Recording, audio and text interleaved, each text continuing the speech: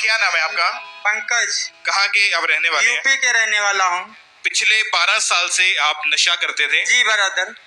ये नशा कैसे आपके जीवन में शुरू हुआ था? ये मेरा नशा, मैं गलत संगतियों में जाके, जब मेरी 12 साल की उम्र थी, मैं गलत संगतियों में जाके नशा में पड़ गया था। मेरे दोस्त खूब नशा करते थे, खूब सिगरेट गांजा पीते थे। मेरा भी मन कर रहा था, इनको देख के हमारा भी मन करने लगा। हम भी सिगरेट और इनके साथ गुटखा खाने लगे। थोड़ा थोड़ा खा के मैं बहुत से इनके नशा, इनके संग धीरे धीरे गुटखा, तम्बाकू और गांजा, धीरे धीरे इनके से बहुत सी आदतें मेरी गंदी हो गई।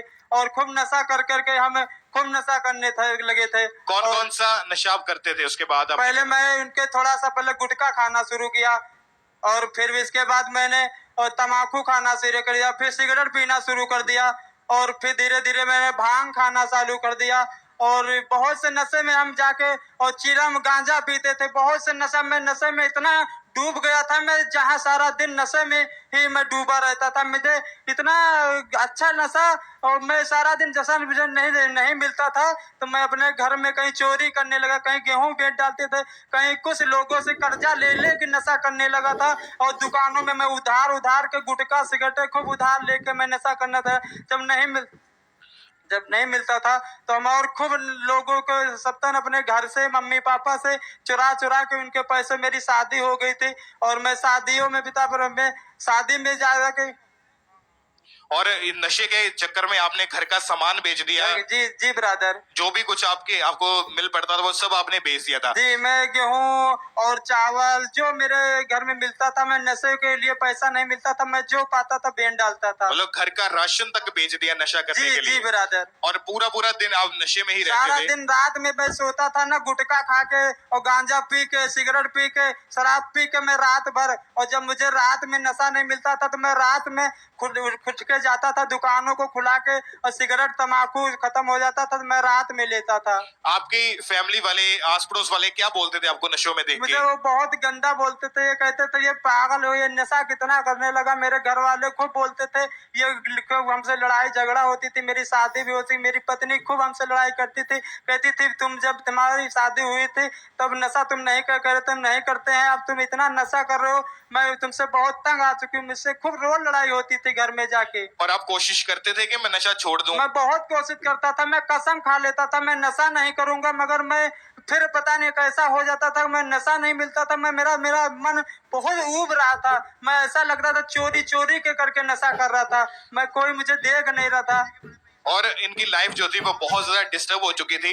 आपको फिर यहाँ का खामरा चर्च के बारे में कैसे पता चला था? मुझे एक मेरे ब्रदर मिले यहाँ खामरा चर्च के बारे में, वो भी यहाँ नशा करते थे, वो भी छूट गए नशा, तो हमको मिले एक बार, खामरा चर्च के बारे में बताया, और मैंने ऑनलाइन मीटिंग अटेंड करना शुरू किया।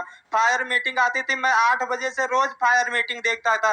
एक दिन मुझे ऐसा लगा कि कोई मुझे बहुत सी अजीब सी वो हुई कि मेरी जमीन पे बहुत तेजी से गिर गया, और इसी दिन से पता नहीं क्या हुआ, मैं जब सुबह उठा तो जो नशा मैं कर रहा था वो नशा को मैंने करने जा रहा था। ऐसा मुझे ऐसा लगा, इतना घिन लगा कि इसी दिन से सारा नशा, आज मुझे 1 साल 3 महीना हो गए, मैंने नशा एक जरसों नहीं, एक गुटखा तक मैंने नहीं, एक सुपारी तक नहीं खाई है। तारीफ करे जोर से तालियों के साथ उस जीवित परमेश्वर के नाम को महिमा दे इस बड़ी डिलीवरेंस के लिए।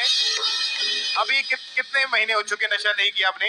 1 साल 3 महीने हो गए मुझे नशे से आजाद होते हुए। तो अभी नशा छोड़ दिया, आस पड़ोस वाले, परिवार वाले क्या बोलते हैं फिर देख के? अब वो मुझे देख के बहुत कहते ये क्या हो गया, ये कैसे सुधर गया। मैं, मेरे गांव में यीशु मसीह के बारे में कोई नहीं जानता था, मैं ही अकेला बंदा हूँ जो वहाँ मैं सबको अपने गांव में खूब प्रचार भी करता हूँ, यहाँ से पोस्टर ले जाता हूँ हर जगह, पूरे उन्नाव जिले में सब पोस्टर चिपकाता हूँ। अपने गाँव में बहुत से लोगों को हम प्रभु के बारे में बताया। आज मैं भी बपतिस्मा ले चुका हूँ, मेरी वाइफ भी बपतिस्मा ले चुकी है, और मैं प्रभु में जाके बहुत खुल के मैं प्रचार करता हूँ, नहीं डरता हूँ। लोग मुझे गालियाँ भी देते हैं, मेरे घर वाले मुझे घर से निकाल दिया था, मेरे पापा कह रहे थे कि तुम वहाँ जाओगे तो मैं दारू जहर पी लूंगा। मेरे पापा कह रहे थे तुम वहाँ यीशु मसीह जाना छोड़ दो, नहीं मैं जहर पी लूंगा, ये कर लूंगा। मुझको, मैंने कहा कुछ भी हो जाए, दुनिया चाहे मुझसे छूट जाए, मगर मेरा प्रभु मुझसे ना छूटे, मैं प्रभु को नहीं छोड़ूंगा।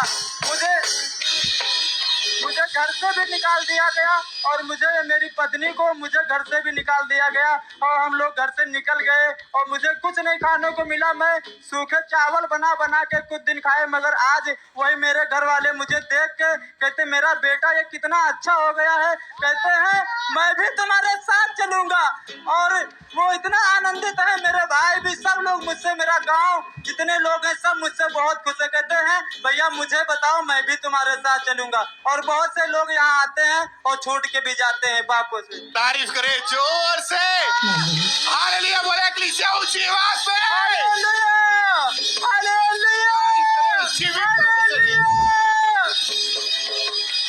कितने जन तैयार है आज छूटने के लिए, आजाद होने के लिए? आज बहुत सारे लोग ऐसे हैं जो फर्स्ट टाइम पहली बार चर्च में आएंगे। अगर आप यहाँ से देखें तो वो पीछे तक आप देख नहीं पाएंगे, इतनी दूर तक लोग बैठे हैं। जैसे क्रूसेड होता है, क्रूसेड से भी ज्यादा आज लोग इकट्ठे हुए हैं, उससे भी ज्यादा गैदरिंग आज यहाँ पे मौजूद है। आज आप बिलीव करें, आप परमेश्वर के घर में है। जिस तरह इस भाई के जीवन में से परमेश्वर ने नशे को खत्म किया, पाप को खत्म किया, शैतान की योजनाओं को खत्म किया, आज दुष्ट आत्माएं, शैतान के बंधन, वो जादू टोने आपके जीवन में से खत्म होंगे और आप बड़ी गवाहियों के साथ पुलपिट पे खड़े होंगे यीशु मसीह के नाम में। तारीफ करें तालियों के साथ। सब परमेश्वर की तारीफ करें इस बड़ी गवाही के लिए, इस अद्भुत डिलीवरेंस के लिए परमेश्वर का थैंक्स करें सब जन।